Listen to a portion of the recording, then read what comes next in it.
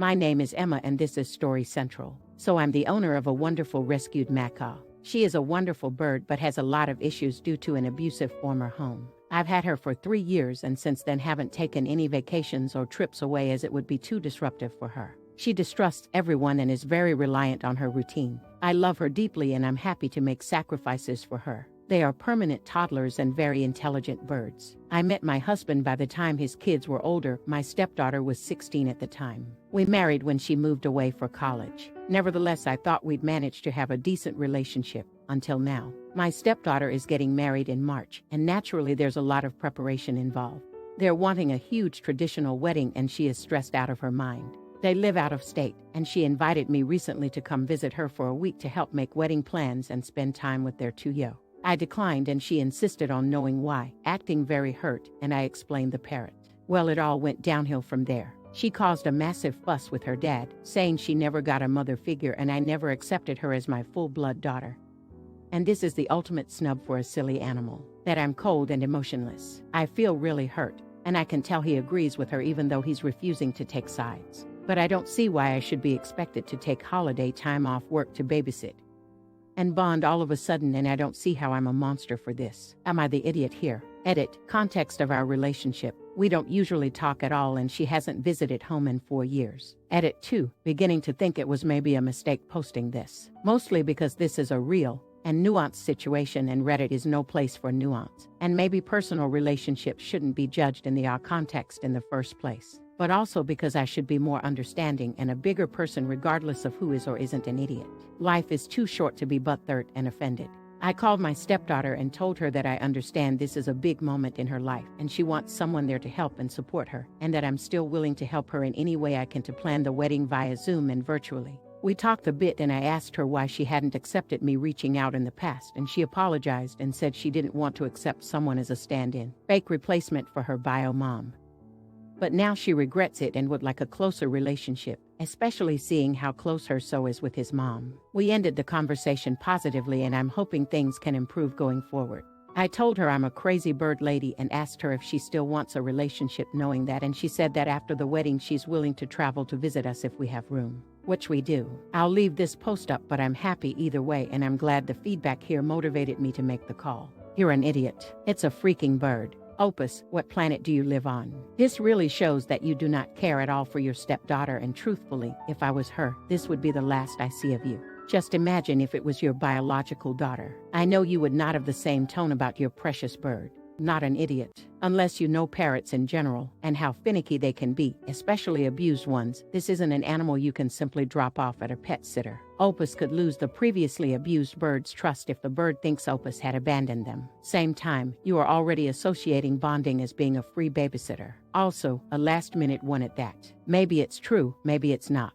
Just sounded a little callous, but then again you are not obligated to be her babysitter. Not an idiot. I don't blame you. I'd normally say you were an idiot for putting a bird before family, but you've made it clear she's been pretty distant with you. The thing about relationships, all relationships, is they require effort and attention. Just because you're related, by blood or law, doesn't mean someone is entitled to your presence, especially if the relationship isn't exactly a good one. You aren't an idiot. I assume if your relationship were better, you'd make more of an effort. You're still going, so it isn't like you're skipping the wedding. And 2, macaws and parrots are not just birds like budgies where you can ask a pet sitter to feed and water them all week.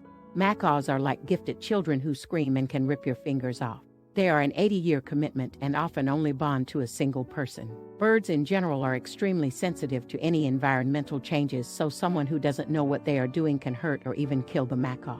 Shame on everyone for saying choosing an animal over family like it's a bad thing. The macaw seems more like family than her stepdaughter. If it was that big of a deal, then stepdaughter would help make accommodations rather than just want a babysitter. Now for the next story. Am I an idiot for telling my wife it was a mistake to stay at a baby shower? So my wife, female 26, and I, male 28, have been married for a year and began trying to conceive in September. No luck so far, but the doctor did say at our first appointment that it typically takes close to a year for most couples to conceive. She's been telling people that she's infertile, which isn't true. The doctor said she isn't.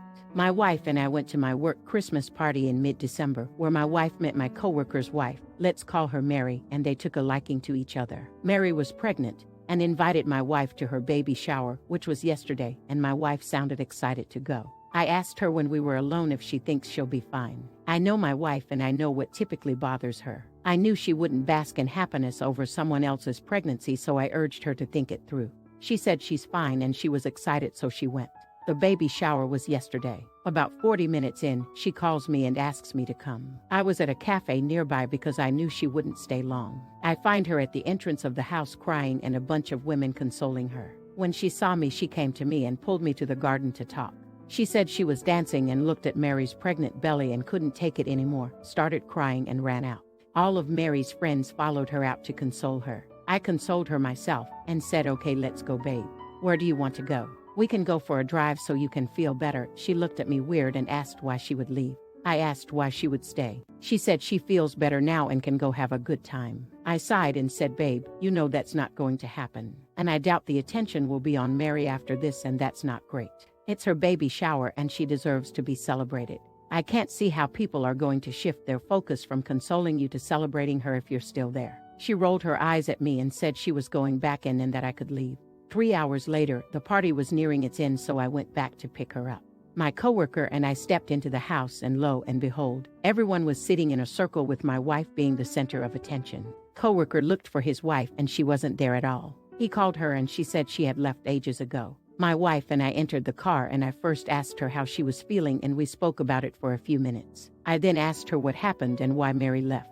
She said, "Oh crap, Mary, I forgot to say bye to her." I told her Mary left ages ago. I then said, "I know you're going through a hard time, but why on earth would you and her friends do this? If they consoled you for a few minutes, that's fine, but the entire party. We really should have left earlier." She looked at me so offended and said, "Are you Mary's husband or mine?" We stared at each other for a while and just drove home in silence. I told her I wanted to talk to her this morning to sort things out, but she ignored me and left the house. Not an idiot. Your wife turned someone else's celebration into her own pity party, to the point that the guest of honor left her own shower and didn't realize she did anything wrong. Do you really want to have a child with a woman like that? Not an idiot. I don't really know where to start with this. Your wife sounds like a lot. You've only been trying to conceive since September. That's hardly any time at all. It's very unusual to get pregnant straight away. There is no evidence there's an issue, yet she's acting like she's having fertility issues, which is very attention-seeking behavior and pretty insensitive to people with real problems. Then she meets this woman just a few weeks ago, goes to her baby shower and completely ruins it and makes it all about herself. That's really horrible. Not an idiot. I don't blame her for the initial distress, but this could have all been avoided had she just left with you when you suggested it. I can't bring myself to understand why she stayed. And the fact that she didn't even realize Mary left. What a mess. I hope Mary has other friends and family she can host for celebrations going forward, because your wife and the friends who were in attendance are not really Mary's friends, in my opinion. Now for the next story. Am I an idiot for telling my dad I owe him nothing and throwing his words back at him during an argument? I lost my mom to a long-term health issue when I was 10. The cost of treatment drained my parents' finances, and it was just dad and me after mom died. No extended family. Dad started dating when I was 12 and he met Jane. After a few months, he told me her son had a form of brain cancer and was very sick, and that they were getting married and he would be helping to take care of her son. We went from 2 in a tiny 2-bedroom house to 4 in a tiny 2-bedroom house, and me sharing with a terminally ill toddler I didn't know. We had to make so many changes. No more takeout, which was a once-a-month treat before that. I had to stop my only extracurricular activity. No friends over because noise bothered him. No space that was just mine. No extra money for celebrating birthdays and Christmas. When I was 15, Dad and I got into a huge argument because I was never home and was always saying no to helping Jane take care of her son. When I told him how much I hated the situation, he looked me in the eye and told me to grow up. He also told me that I was old enough to understand that life wasn't always easy or fun, and that a rougher life can build character. He told me we grew our family, which was a good thing, and one of the consequences of that sometimes is having less, but that it was worth it for the extra love. I told him that was bullshit. He told me I was not his whole life, and he was not going to stop doing what he wanted to do because of me. Then he told me to never, ever say anything negative about his stepson because he was a kid and didn't need to know I resented him for being sick. After that talk, I was even more distant and left when I was 17, right after graduation, and couch surfed until I went to college. I graduated high school at 17 and turned 18 that October. I didn't stay in touch. When I was 19, I heard that Dad's stepson had died. In college, I met my wife and we got married this past June. Then in November, my dad showed up and told me he wanted to talk. I shut the door in his face. He kept showing up where I was to talk. After getting annoyed with him, I agreed to meet him for a coffee. He told me how he'd ended up divorced from Jane and how his stepson had died, and he looked disappointed when he learned I knew. He told me how he'd been struggling a lot and how he was hoping I could help him out. I laughed in his face and told him he had some nerves. He mentioned how he'd spent a lot of money on finding me and he wanted us to repair things, but he also needed my help. I told him no way. He became angry and told me he was my dad and was always there for me and I owed him. I told him I owe him nothing, and I threw most of his words back in his face, including that he needed to grow up and that he was not my whole life and would not stop me doing what I want. It became a bit of a scene. He told me at my age I should have grown more compassion. Am I an idiot? Not an idiot. Your dad sacrificed you so that he could frick.